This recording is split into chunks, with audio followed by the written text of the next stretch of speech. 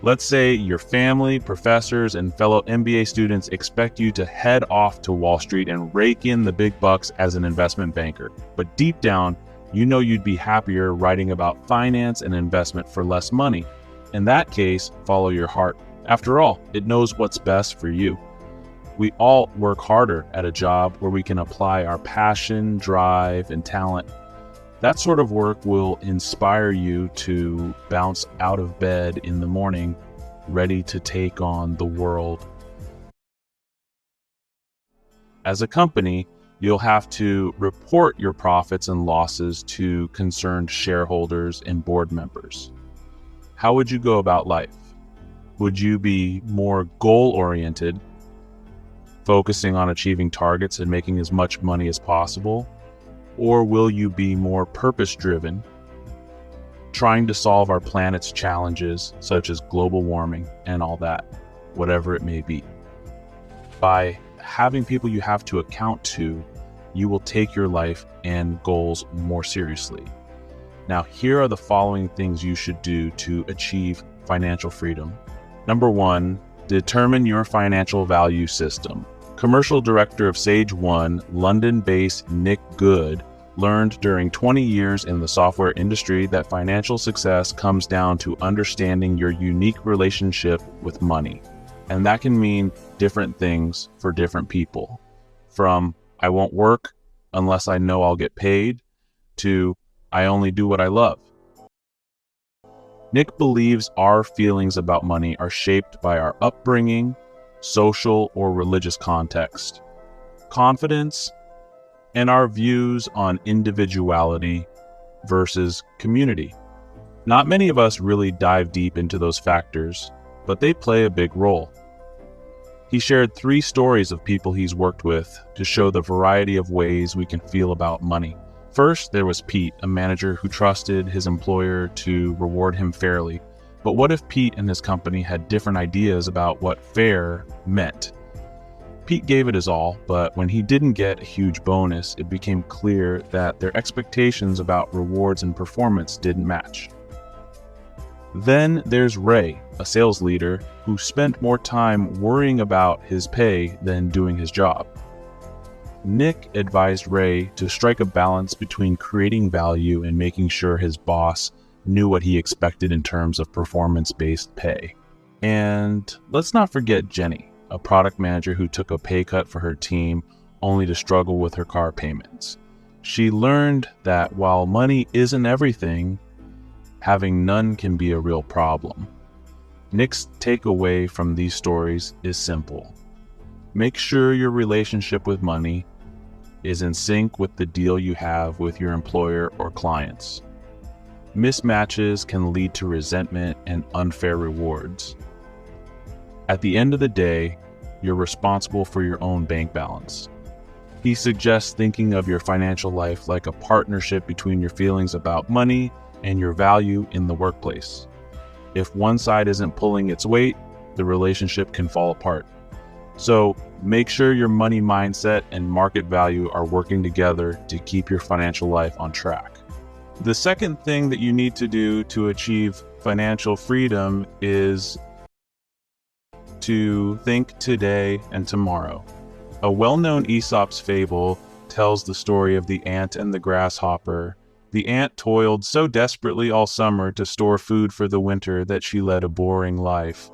Her friend, the grasshopper, played all summer, and while he enjoyed himself immensely in June and July when winter rolled around, he found himself desperately hungry and shivering in the cold, while the ant relished the fruits of her labor in a nice warm den.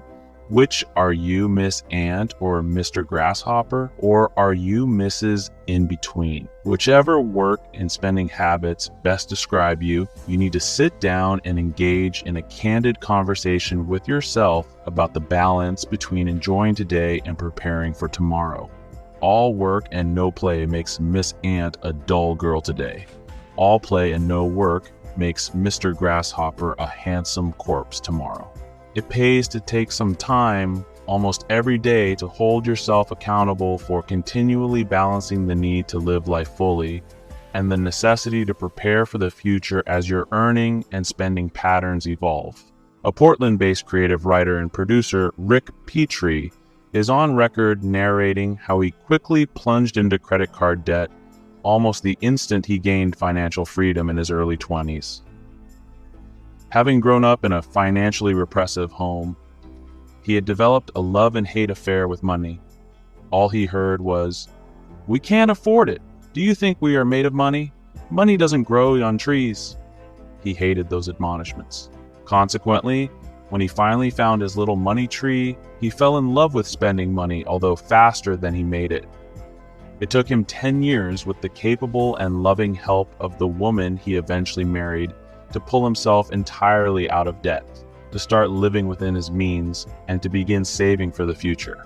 He met the woman of his dreams, but it took a lot more than pure luck for his career and earning power to flourish once he overcame his unrealistic feelings about money.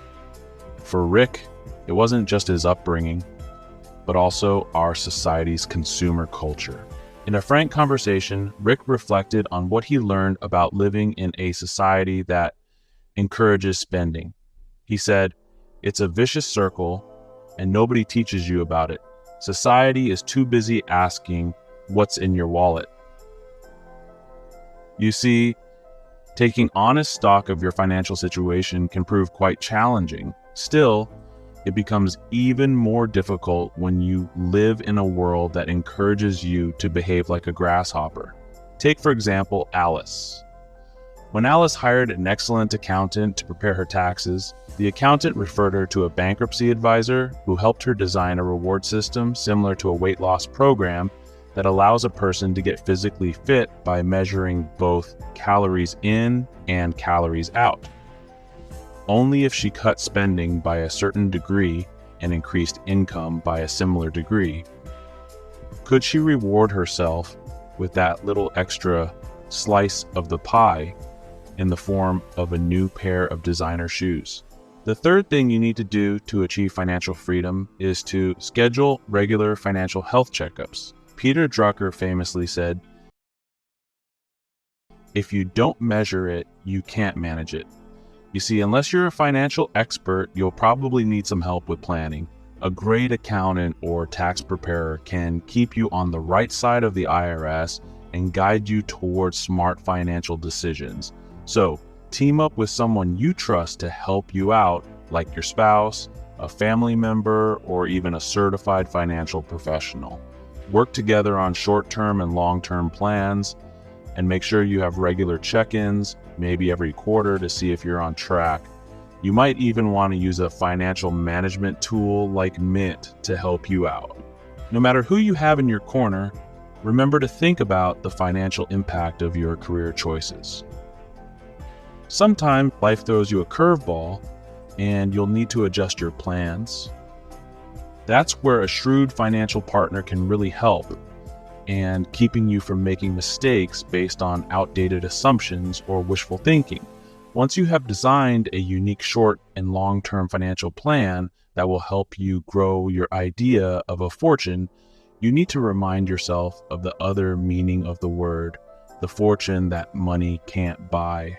Preoccupation with the bottom line can keep you from gaining the love and happiness that make life worth living.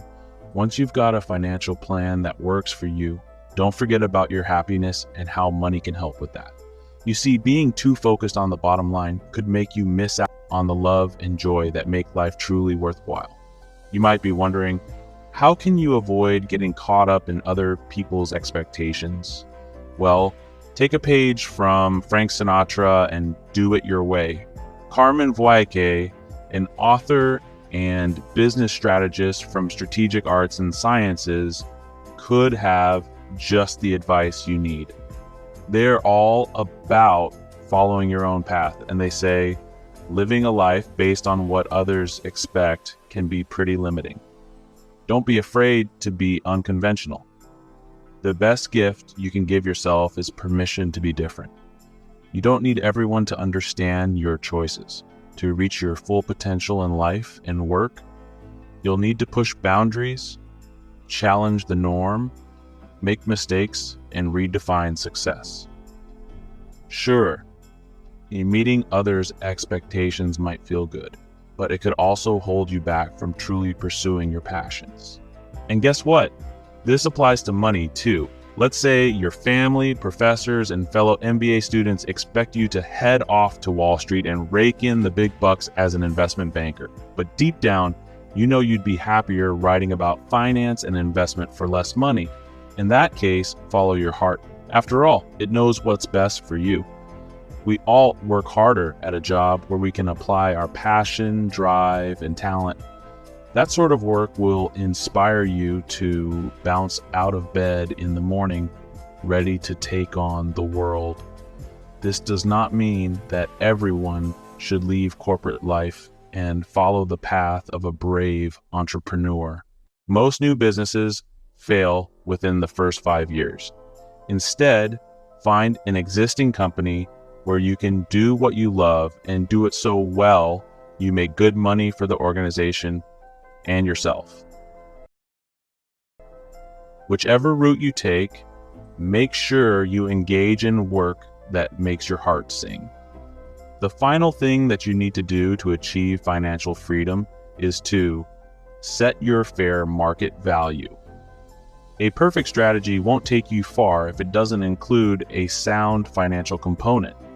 Highly respected pay strategist and equal pay advocate Patty Tonji believes that the best plans for men and women must keep money in the foreground when making career decisions. Leaving it out of the process can severely shortchange you and your family. Yes, follow your heart, do what you love, and fan the flames of your passion, but never take your eye off the need to achieve both short-term and long-term financial security. Patty emphasized, that's why there is so much political movement around encouraging more women to work in science, technology, engineering, and math fields, she says. That's where the money is, and that's where our U.S. economy is headed. She argues that a $5,000 per year raise in pay boosts a year's bank account. But if you keep investing the principal and interest over the next 30 years, that raise can add almost $250,000 to your long-term financial security. You must fight for that kind of security, Patty said. Patty shares an exciting story about advocating for your actual market value. It involves a young woman dedicated to serving others as a social worker. Despite her ardent idealism, she turns down an offer from a potential employer because she cannot afford to work for that amount. An hour later, she receives a call doubling the offer. She accepts it. Years later, she discovers to her amazement that her starting salary was double that of her coworkers. She had wisely kept her eye on her own financial needs and made more money than those who accepted less pay. You should advocate for the value of your work and the financial security your effort provides for your family, team, and organization. You know, building wealth takes a good amount of courage, focus, and a strong belief that you can actually make it happen. It's interesting that research shows we start thinking about money even when we're just kids. Whether your parents could afford those fancy toys and clothes, or they constantly reminded you about the family budget, not allowing them to give you everything you wanted, you started developing strong feelings about money. Even if you didn't think much about it, money still meant something to you. Having a lot of it might have made you feel safe, secure, or proud, while a lack of it could have led to feelings of insecurity, danger, or shame. The thing is, both positive and negative emotions can drive us to succeed financially. But no matter how you feel about money, you've got to decide if it'll control you or if you'll be the one in control.